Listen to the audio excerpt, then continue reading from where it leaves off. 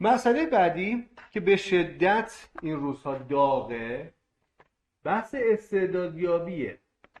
همه مدلش هم اومده.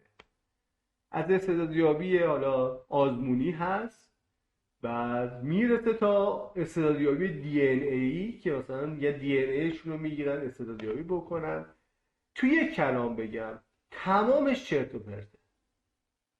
تمام تست های استعداد سنجی، استعدادیابی هیچ اعتبار علمی موثقی نداره. میخوای دیس باشه، کریپتون باشه، ام بی تی آی باشه و یا هر مدل تست استعدادیابی و شخصیت شناسی دیگه. خب هیچ کدوم پایه و اساس معتبر و مستند علمی ندارن. بحثش خیلی مفصله. یعنی تو دوره پرورش خلاق کودکان ما شاید بکنم یکی دو ساعت فقط در مورد همین صحبت کردیم که چرا تستای استعدادیابی اعتبار علمی ندارن و اتفاقا شما رو به خطا میندازن، شما رو به بیراهه میبرن. اما خلاصه الان بخوام تو این وبینار 2 ساعته در مورد این تیکه بگم، واقعیتش اینه که تو دوران کودکی بچه ها اصلا شما کارتون استعدادیابی نیست. شما نباید استعدادیابی بکنید. خواهشاً اینو یه جا بنویسید. اگه از من قبول نمی کنید برید در موردش فکر کنید، تحقیق بکنید. تو دوران کودکی دوره استعدادیابی نیست، برخلاف تمام تبلیغاتی که میکنن که بچه‌هاتون رو تو کودکی بیارید واسه استعدادیابی تا ما استعدادهاشون رو کشف بکنیم تا تو یه مسیر خیلی سریع موفقیت قرار بگیرن، از بقیه جلو بزنن و موشک استعدادشون شلیک بشه و از این ببخشید چرت و پرتا. خب دوران کودکی دوران استعدادزاییه، نه دوران استعدادیابی. چون مغز هنوز تازه داره شکل میگیره. مغز بچه انسان ناقص به دنیا میاد. ناقص به این معنی که هنوز کامل شکل نگرفته. یکی از مزیت‌هایی که باعث میشه انسان به چیزی که امروز هست تبدیل بشه، اینقدر انعطاف پذیر باشه، اینقدر بتونه با محیط مختلف خودش رو مطابقت بده و چیزای دیگه‌ای که باعث شده گونه ما نسبت به گونه‌های دیگه تو این دوره موفق‌تر عمل بکنه، همین هستش که مغز بچه انسان وقتی به دنیا میاد تقریبا یه مغز ناقصه، یه مغزی که تازه داره با توجه به عوامل محیطی، با توجه به آموزه ها، یادگیری ها و چیزهای دیگه، جابجایی مختلفی که توش قرار میگیره، تازه داره شکل میگیره، تازه داره استعدادها توش به وجود میاد. یعنی دوران کودکی دوران استعدادزاییه، نه دوران استعدادیابی. شما باید فضایی رو فراهم بکنید برای بچه که بتونه به استعدادهای مختلف چنگ بزنه، بتونه استعدادهای مختلف رو خودش پرورش بده، نه اینکه برید محصورش بکنید بگید که من یه استعداد توش پیدا کردم حالا تو این زمینه میخوام بره جلو، الا ماشاءالله برو تا آخرش. این به شدت خطرناکه. این یعنی محروم کردن بچه از تمام پتانسیل‌های دیگه‌ای که میتونست داشته باشه. پس یکی از خطرات جدی، خیلی جدی تو بحث پرورش خلاق بچه‌ها یه چیزی هستش که به شدت این دوره داره روش تبلیغ حالا بگم بازاریابی میشه، تبلیغات بازاریابی میشه، شرکت‌های مختلف، مؤسسات مختلف بازاریابی میکنن که ما استعداد بچه‌ها رو کشف میکنیم. این حرف از نظر علمی به شدت رد شده است. دوران کودکی دوران استعدادیابی نیست، دوران استعدادزاییه، دوران پرورش استعداد هاست. شما وقتی که برید سراغ استعدادیابی بچه‌ها به شدت محصور میکنید، به شدت محدود میکنید. استعدادهای انسان در طول زمان تغییر میکنه. اگه به فرض حتی اگر یه تست استانداردی هم وجود داشته باشه که همه جانبه بتونه یک انسان رو تحلیل بکنه و یک نمودار درستی، یک واقع درستی از استعدادهای اون فرد بده، فقط و فقط اون نتیجه‌ای که داره میده برای یک برش مقطعی از اون دوره سنی اون فرده.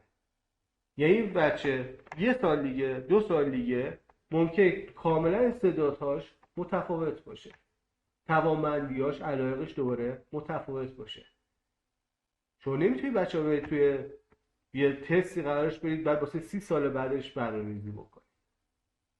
خب پس از این توهم و دروغ استعدادیابی بیاید بیرون. دوران کودکی دوران استعدادیابی نیست، دوران استعدادزاییه. اما از اون طرف اتفاقی که توی مدارس و خیلی از مؤسسات پرورش استعداد میفته استعداد زداییه.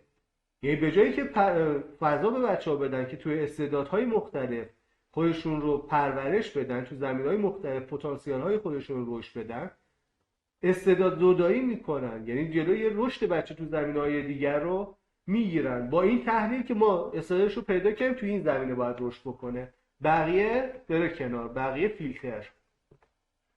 و به جای استعداد زایی استعداد زدایی میکنن و این خطرناک، خصوصا برای این عصر به شدت خطرناک. خب من واقعا دوست ندارم فقط کوتاه توضیح بدم، خیلی خودم کنترل میکنم که برسیم به همه مباحث. یه بحث دیگه ای که اینجا خیلی مهمه تو بحث استعداد، بحث جوهره است. فرق جوهره با استعداد تو چیه؟ حالا دوستایی که تو وبینار قبلی بودن اینو میدونن. جوهره محل تلاقی علاقه و استعداده، اونم علاقه و استعداد ذاتی. حالا اینو دوره علایق میتونه علایق دوپینگی باشه، غیر ذاتی باشه. استعدادها میتونه استعدادهای در واقع غیر واقعی باشن یا به نوعی تلقینی باشن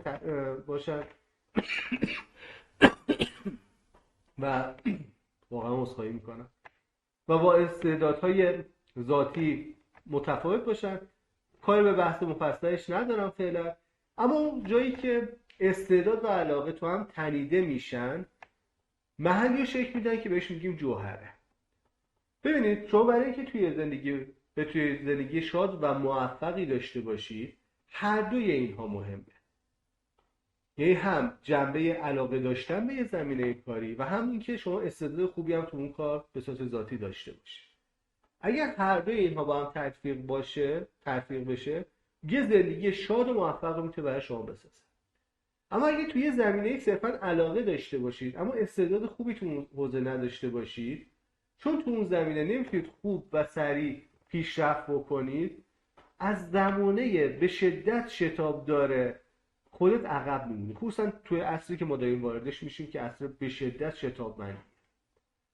اگر صرفا به سراغ استعدادات و به علایق توجه نکنی، ممکنه توی یه کار خوبم پیشرفت بکنی اما اون کار دیگه برات زندگی بخش نمیشه، شادی بخش نمیشه. پس پیدا کردن این نقطه تلاقی به شدت مهمه که بهش میگیم نقطه جوهره. و نکته اساسی اینه که پیدا کردن جوهره یه سفر اکتشافیه. سفر اکتشافی که خود بچه ها باید برن توش و کشفش بکنن. من مثلا مربی پرورش خلاقیت و یا هر کسی دیگه، یه روانشناس آموزشی یا یه هر کس دیگه ای، حتی شما که به عنوان والدین نزدیکترین فرد به بچه‌تون هستید، شما نمیتونید جوهرش رو کشف بکنید. شما میتونید زمینه ایجاد بکنید که اون بتونه جوهرش رو کشف بکنه. چطور؟ حالا جلوتر دوباره در موردش صحبت میکنم. باید یه سفره مفصلی باشه که من بتونم علایق و استعدادهام رو توش پیدا بکنم تا به اون نقطه تلاقی برسم. پس چیزی که از استعداد یابی مهمتره، استعداد زایی و کشف جوهره است. کشف جوهره یعنی چی؟ یعنی شما استعدادهای ذاتی رو پیدا بکنی، علایق رو هم کشف بکنی، بیا ببین کجا این دوتا با هم تلاقی پیدا میکنه. خب و یه اتفاقیه که تو وجود فرزند شما اتفاق میفته.